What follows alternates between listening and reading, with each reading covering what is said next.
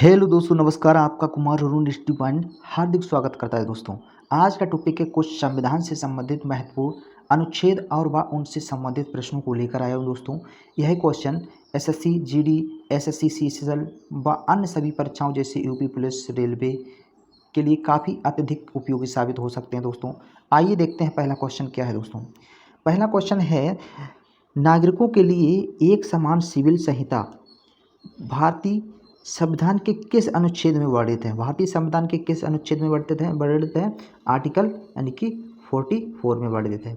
यदि आपसे पूछ दिया जाए यानी कि समान सिविल संहिता जो कोड है यानी कि सबसे पहले किस राज्य में यानी कि लागू हुआ था? सबसे पहले यानी कि आर्टिकल 44 यानी कि किस में लागू हुआ था? राज्य गोवा राज्य में लागू हुआ था। ठीक है, कहाँ? गोवा में लागू हुआ था। दोस्तों, ठीक है। नेक्स्ट क्वेश्चन जाइए। दोस्तों, नेक्स्ट क्वेश्चन है, अगला क्वेश्चन है, अनुसूचित जातियों और अनुसूचित जनजातियों और अन्य दुर्बल वर्गों की शिक्षा और आर्थिक संबंधी हितों का विवरण किस अनुच्छेद में दिया है? किस अनुच्छेद में दिया गया है? दोस्तों, यानी कि आर्टिकल 46 में दिया गया है। दोस्तों, नेक्स्ट क्वेश्चन जाइए। दोस्तों, नेक्स्ट क्वेश्चन क्या है? अगला क्वेश्चन है, पोषाहार स्तर और जीवन स्तर को ऊंचा करने तथा लोक स्वास्थ्य का सुधार करने का राज्य का कर्तव्य किस अनुच्छेद में वर्णित है? किस अनुच्छेद में वर्णित है? दोस्तों, यानी कि आर्टिकल 47 में वर्णित किया गया है। दोस्तों, नेक्स्ट क्वेश्चन जाइए। अगला क्वेश्चन देखिए, मोस्ट इंपोर्टेंट क्वेश्चन है, बहुत बार एग्जाम में पूछा गया प्रश्न है, राज्य कृषि और पशुपालन को आधुनिक और वैज्ञानिक प्रणालियों से संगठित करने का प्रयास करेगा और विशिष्ट गायों और बछड़ों तथा अन्य दुधारू वाहक पशुओं की नस्लों के परीक्षण और सुधार के लिए उनके वध का प्रतिषेध यानी कि रोकेगा, प्रतिषेध के लिए कदम उठाएगा। यह किस अनुच्छेद में दिया गया है? यह किस अनुच्छेद में दिया गया है? दोस्तों, यानी कि आर्टिकल यानी कि 48 में यानी कि इसका उल्लेख दिया गया है। दोस्तों, ठीक है। नेक्स्ट क्वेश्चन जाइए। दोस्तों, अगला क्वेश्चन देखिए। अगला क्वेश्चन है, मोस्ट इंपोर्टेंट क्वेश्चन है, ये भी बहुत बार एसएससी में पूछा गया प्रश्न है, राष्ट्रीय महत्व के स्मारकों और स्थानों और वस्तुओं का संरक्षण किस अनुच्छेद में है? किस अनुच्छेद में है? यानी कि आर्टिकल 49 में, यानी इसका बहुत सही ढंग से उल्लेख दिया गया दोस्तों, यानी कि आर्टिकल 49 में। ठीक है। नेक्स्ट क्वेश्चन देखिए, मोस्ट इंपोर्टेंट क्वेश्चन ये भी दोस्तों है, बहुत बार पूछा गया है, यानी कि राष्ट्रपति का जो यानी कि राष्ट्रपति, भारत का एक राष्ट्रपति होगा, इसका उल्लेख किस में दिया गया? किस आर्टिकल में दिया गया? यानी कि आर्टिकल किस में दिया गया दोस्तों? यानी कि आर्टिकल किस में दिया गया? आर्टिकल यानी कि 52 में इसका प्रमुख उल्लेख दिया गया। दोस्तों, नेक्स्ट क्वेश्चन जाइए। दोस्तों, ये भी बहुत मोस्ट इंपोर्टेंट क्वेश्चन है, संघ की कार्यपालिका शक्ति किस आर्टिकल में है? आर्टिकल 53 में संबंधित है।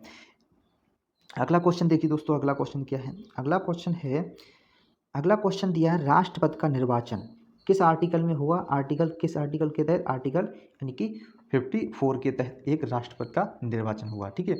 अब आपसे पूछ दिया जाए, यानी राष्ट्रपति का जो निर्वाचन होता है वो किस पद्धति के द्वारा होता है? ठीक है, कौन सी पद्धति होती है?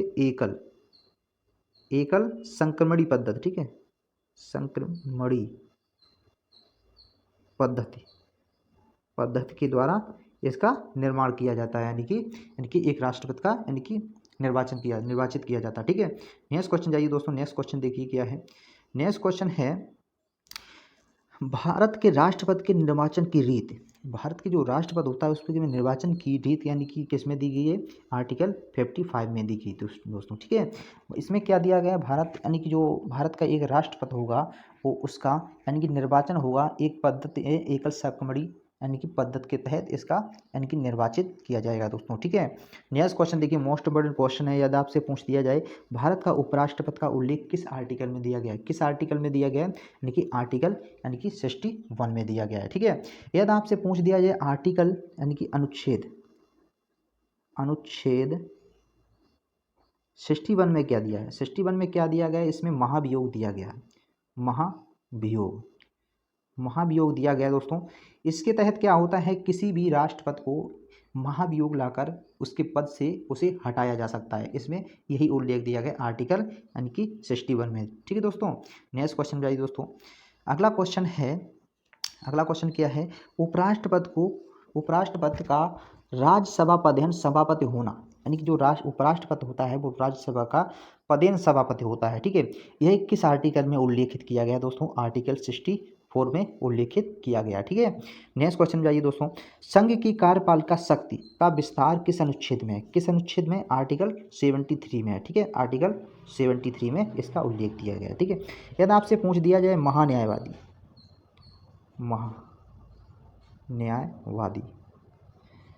का उल्लेख आर्टिकल की किस आर्टिकल में दिया गया? आर्टिकल किस आर्टिकल में दिया? आर्टिकल यानी कि 76 में इसका उल्लेख दिया गया है। ठीक है, अब यदि आपसे पूछ दिया मंत्री परिषद का उल्लेख किस आर्टिकल में दिया गया? आर्टिकल 74 में दिया गया दोस्तों। ठीक है, नेक्स्ट क्वेश्चन जाइए दोस्तों, नेक्स्ट क्वेश्चन देखिए क्या है। अब देखो ये क्वेश्चन आ गया, राष्ट्रपति को सहायता और सलाह देने के लिए मंत्री परिषद होगा। ठीक है, यह किस अनुच्छेद में वर्णित किया गया है? वो जो एक मंत्री परिषद होगा वो राष्ट्रपति को सहायता और सलाह देने की यानी कि अधिकार है। क्या किस आर्टिकल में? आर्टिकल यानी कि 74 में इसका उल्लेख किया गया है दोस्तों। ठीक है, नेक्स्ट क्वेश्चन देखिए दोस्तों क्या है। Next question most important question है, लोकसभा की संरचना किस आर्टिकल में 19 से है? यानी कि आर्टिकल 81 में इसका उल्लेख किया गया है दोस्तों। ठीक है, यदि आपसे पूछ जाए सदस्यों द्वारा शपथ और प्रतिज्ञान यानी कि जो सदस्य होते हैं वो शपथ और प्रतिज्ञान किस आर्टिकल के तहत लेते हैं? किस आर्टिकल के तहत लेते हैं? तो दोस्तों आर्टिकल 99 के तहत लेते हैं। ठीक है, अब दोस्तों बताते हैं आपको, देखिए बताते हैं 3 आर्टिकल कैसे आप याद कर सकते हैं। आप लिख सकते हैं सरला। ठीक है, सरला। ठीक है, इसमें क्या होता है? इसमें सरला में क्या होता है? इसमें संसद होता है। ठीक है, संसद। यदि आपसे पूछ जाए संसद का उल्लेख किस आर्टिकल में दिया गया? संसद का उल्लेख किस आर्टिकल में दिया गया? इसका उल्लेख किस में दिया गया है? यानी कि 79 में इसका उल्लेख दिया गया। ठीक है, यदि आपसे पूछ जाए यानी कि रा से क्या हुआ? राज्यसभा। इसका उल्लेख किस आर्टिकल में दिया गया? इसका उल्लेख आर्टिकल यानी कि 80 में दिया गया। ठीक है, और ये क्या हो गया? लोकसभा। ठीक है, इसका उल्लेख किस आर्टिकल में दिया? आर्टिकल 81 में इसका प्रमुख रूप से उल्लेख किया गया दोस्तों। ठीक है, अब देखो आप सरला याद कर सकते हो और 3 आर्टिकल आपको बहुत जल्दी आप याद भी कर सकते हो। ठीक है, नेक्स्ट क्वेश्चन जाइए दोस्तों, नेक्स्ट क्वेश्चन क्या है। Next question most important question है, बहुत बार पूछा गया है। कुछ दशाओं में दोनों सदनों की संयुक्त बैठक होती है, वो किस में होती है? किस आर्टिकल के तहत होती है? आर्टिकल 108 के तहत होती है दोस्तों। ठीक है, यदि आपसे पूछ दिया है धन विधेयक का उल्लेख किस आर्टिकल में दिया गया? धन विधेयक का उल्लेख बहुत बार पूछा गया एग्जाम में, आर्टिकल 110 में इसका उल्लेख किया गया दोस्तों। ठीक है, यदि आपसे पूछ दिया जाए, आप शायद इसे बजट भी कह सकते हैं, लेकिन बजट शब्द का उल्लेख यानी कि भारतीय संविधान में नहीं किया गया दोस्तों। इसे बजट ना कह के वार्षिक वित्तीय विवरण का उल्लेख किया गया। ठीक है, यदि वार्षिक वित्तीय विवरण का उल्लेख किया गया, इसका यानी किस आर्टिकल में किया गया? आर्टिकल 112 में इसका उल्लेख किया गया है। ठीक है, नेक्स्ट क्वेश्चन जाइए दोस्तों, नेक्स्ट क्वेश्चन क्या है। अगला क्वेश्चन है दोस्तों, संसद की विश्रांत काल में अध्यादेश जारी करने का राष्ट्रपति की शक्ति किस अनुच्छेद में है? किस अनुच्छेद में है? आर्टिकल यानी कि 123 में इसका उल्लेख किया गया है, यानी कि अध्यादेश यानी कि जारी कर सकता है राष्ट्रपति की शक्ति है। ठीक है, 123 में दिया गया। नेक्स्ट क्वेश्चन देखिए, मोस्ट इम्पोर्टेंट क्वेश्चन है, उच्चतम न्यायालय का एक अभिलेख न्यायालय होना किस आर्टिकल से संबंधित है? आर्टिकल यानी कि 129 में इसका प्रमुख रूप से उल्लेख किया गया है दोस्तों। ठीक है, नेक्स्ट क्वेश्चन जाइए दोस्तों क्या है।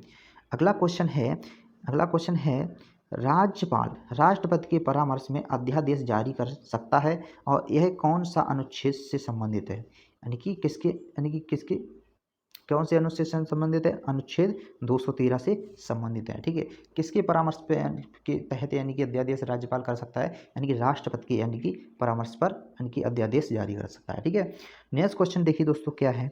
उच्च न्यायालय का न्यायाधीश अपना त्यागपत्र किसे देता है? किसे देता है दोस्तों? ये देता है राष्ट्रपति को अपना त्यागपत्र सौंपता है दोस्तों। ठीक है, अगले क्वेश्चन में जाइए। अगला क्वेश्चन देखिए क्या है। अगला क्वेश्चन है, संविधान का कौन सा अनुच्छेद बाल श्रम का निषेध यानी कि किसी भी कारखाना, फैक्ट्री, अन्य सभी जगहों पर यानी कि आर्टिकल 24 लागू होता है। इसमें क्या होता है? बाल श्रम यानी कि बच्चों से आप छोटे जो जिसकी यानी कि उम्र 18 से कम है उनसे आप काम नहीं करवा सकते हैं। आर्टिकल यानी कि 24 में इसका उल्लेख दिया गया दोस्तों। ठीक है, नेक्स्ट क्वेश्चन देखिए दोस्तों क्या है।